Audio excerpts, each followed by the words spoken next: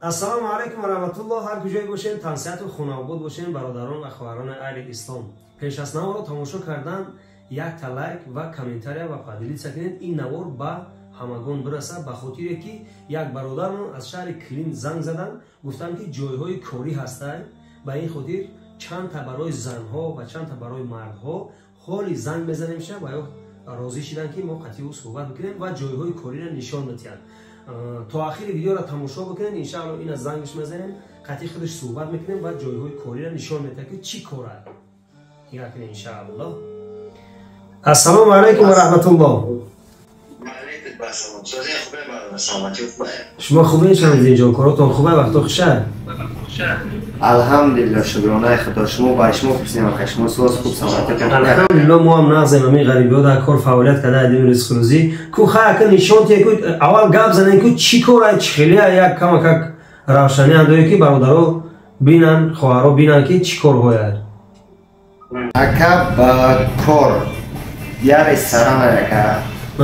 бародарои худмон ҳамин ранги ма ва шумо ранги дигарори ғарибо ҳамҷа кор мекунанд. Ба соат чон ай соати 7 саат то соати 9 дигара корад. Бо ҳастае ки ай соати 9 саат то соати 11 шавай кораш соатиш 180 рубл ака. Соатиш фақат соатаки 180 рубл. Фақат соатаки ҳо ака. Ба хаднои 11 соат кор мекунад. Аз ин гуфтамеш ай 8 то 9 гуфтем 11 13 соат амхе. 13 соат ҳо ака. ҷои ховуш ҳам дарун ша ё ки бо адела ҷо дора? ҷои ховуш айҷа аги як гидета баъдим автобуси замонави қатъи мебара меёра, гидета ҳамин 2-3 минутара ҳайда автобус қатъи мера яка. ҷои хова ай ҳисоби корхона ҳай, питаняш ай ҳисоби корхона ҳай. Ай худат просто ҳамин документора худат меспорӣ тамом. Документора худат меспорӣ. Фаҳмо. Чӣ кор мекунанд дар он ресторанда? Дар он ресторанда мо дар кори ҳозир мо чӣ дар кори бародар мо зиёд ҷои кора нишон дед ки хай бинанд иншаалло. мо дар мо чӣ дар кори на неҷа мешем пасудара меша неҷа мезгаронам ака ҷобад недирунда ҷобаҷо мекунанд ака. Беҳтарин неҷаш мезгарони неҷа ҷобаҷо мекунанд. Инҷа да занда мард фарҳадро зана боша мешавад, фарҳадро бача боша мешавад. Шамсидинҷон як чиз дигар ки бисёри ҷойҳода ҳозир хай документ қатъи гирифтесиянд. Дар масъалаи документаш чӣ хел боша? Ӯ нафаре ки кор мекунад бояд документ дошта боша? Бояд обязательно документ дошта боша бародар, барои ки хай вазъиятҳоро ҳама медонем ака. Бояд обязательно документ дошта боша.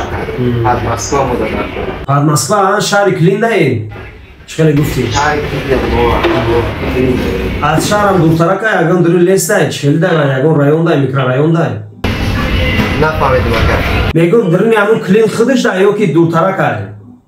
Ай Клин дуртарака ака. Ҷараф як деревия бераҳатӣ ҷои тишина ҳаст.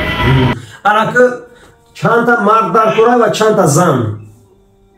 Коргар дар назар дорам. Мардак дар кора ҳам бачаҳо як 10 нафар дар кора яка.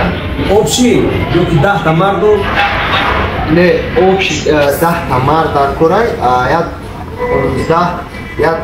15 одам занак дар кора. Апа ва хоҳарам будам пар нафар. Илами урусиро бояд бидонам. Урусиро бидонам. Як 15 та бигем ака бисёри да 15 та зан, 10 та мард. Обши ягон 25 та 23 одам дар кора. Амхе?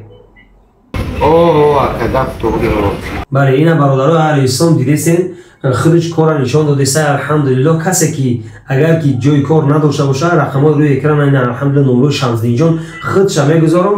ина алҳамдулиллоҳ дар рӯи экран иншааллоҳ тамошо додан бародари ширину. Хай ҳар агар ки занг задан иншааллоҳ ки пеш худат бо ҷавоб метиҳӣ. иншааллоҳ мо ҳамин 24 соат ҳамин сиҳамин алоқат е.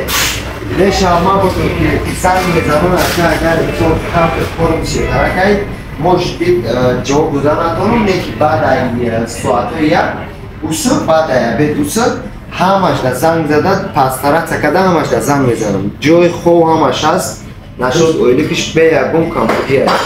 Хиш баъдо Шамсидинҷон. Ватан ҷош мешавад бародари ширину?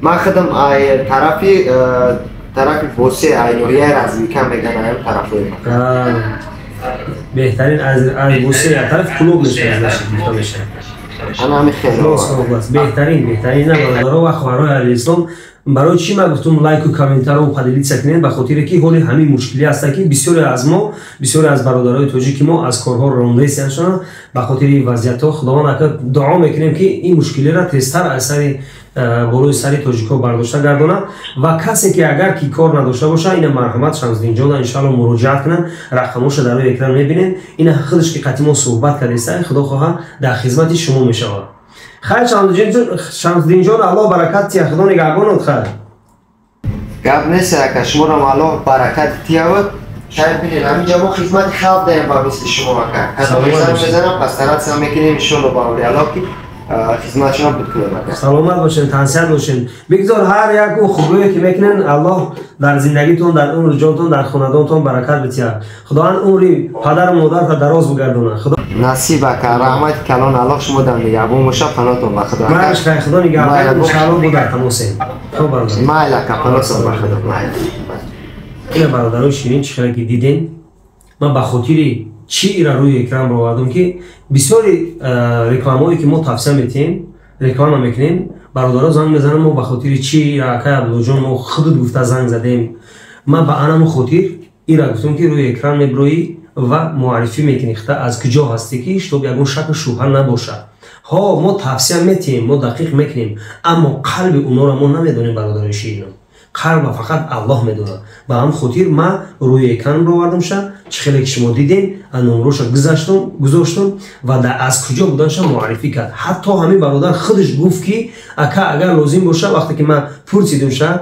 گفتم که روشن‌تر خطا معرفی که در وقتی که زنگ زده بودم شد گفت اگر لازم باشه اگر من پاسپورتش میپرتم تا پاسپورت من میپرتم به هم خاطر باوری قطعی گفت که من میبرم روی کانال گپ بزنم شما وقتی که زنگ بزنید بگین که از کانال ما لیکن یگون کم کوستگی شید شما رقمای خودشون را زنگ بزنید که مقصد او یگون جای پنهانی نیست خیلی گفت که اگر که مقصد وقتی کار نباشه یگون استراحتی نباشه من میبردارم تلفن به هم خاطر انسان به خطا نمیشود یگون کم کوستگی باشه از همه شما پیش از همه ما عذر میخواهم لیکن من کوشش میکنم که او چیا را توصیه کنم که ضرری برادرای من نباشه ضرری خواهر و اپاهای من نباشه من اینا کوشش میکنم لیکن باز هم میگم که انسان به خطا نمیشود خطاگی میکنیم فقط الله حکیم ما را گناهامون ستر میکنه و گناهامون میبخشه خدا یار مددگارتون در این روزهای رمضانی خسته نباشین دیگه ان شاء الله در حق ما هم دعا را فراموش نکنیم در غیب هم باشه در زیر کامنتر هم باشه و هر او سخن خوبی که می نویسین در زیر کامنتر الحمدلله میخونم خبر گوش میگیرم تنسیت و خانواده باشید السلام علیکم